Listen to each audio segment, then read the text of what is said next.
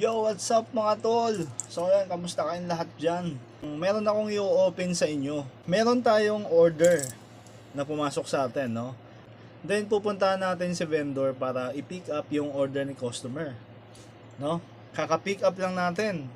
Pagka-pick up ng order ni customer, lalabas tayo, biglang bumuhos yung ulan. Pag buhos ng ulan, napatakan yung cellphone natin. Andito pa tayo, hindi pa tayo nakakaalis dito sa vendor. Papunta pa lang tayo dun sa bahay ng customer. Napatakan ng ulan yung arrive. So ganito mangyayari mga tol. Pagka yung arrive kasi mga tol, na-click, aksidenteng na-click yung arrive. Kahit nandito pa tayo sa vendor area, may hirapan tayong hanapin yung bahay ni customer. So sana hanggat nandito pa tayo sa vendor, or sana hanggat wala pa tayo sa address location ni customer, sana kapag na-click yung arrive, hindi siya tatalab. Nagda-drive ako. Kapi-pick up ko lang ng order ni customer. Nagda-drive ako. Then syempre, nalulubak yung motor. Gumaganong-ganon yung CP holder ko. Biglang bumuhos yung ulan. Syempre, hindi natin na-expect na mapapatakan ng ulan yung cellphone natin. Makiklik pa doon sa arrive. Pag na-click yung arrive, matik yun yung address, biglang mawawala eh. Ang mangyayari ngayon dito mga tol, iisipin ng customer, nandun na tayo sa bahay niya, sa tapat ng bahay niya, sa area niya, kasi naklik na kaagad yung arrive.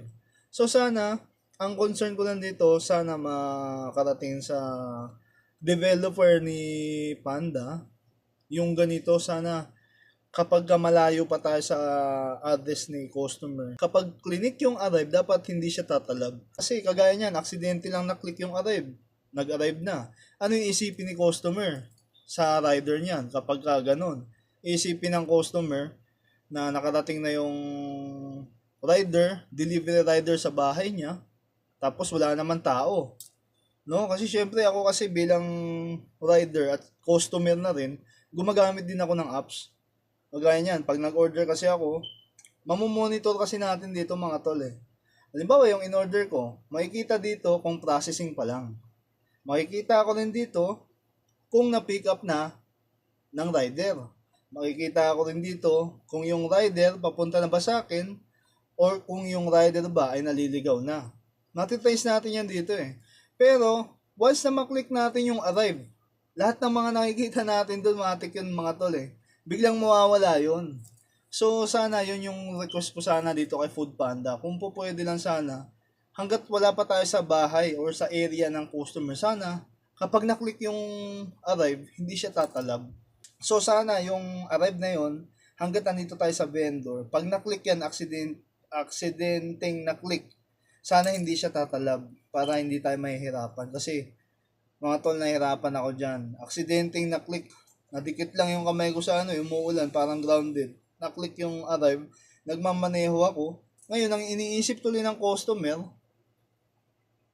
parang nawala na yung order ko. Parang ganun, syempre, lalo na paid online. Syempre, ang mangyayari doon, mag-iisip siya. Tapos, chat siya ng chat sa akin, habang nagmamaneho naman ako. Buti sana kung yung binabaybay natin daanan, kanto-kanto lang, sa looban.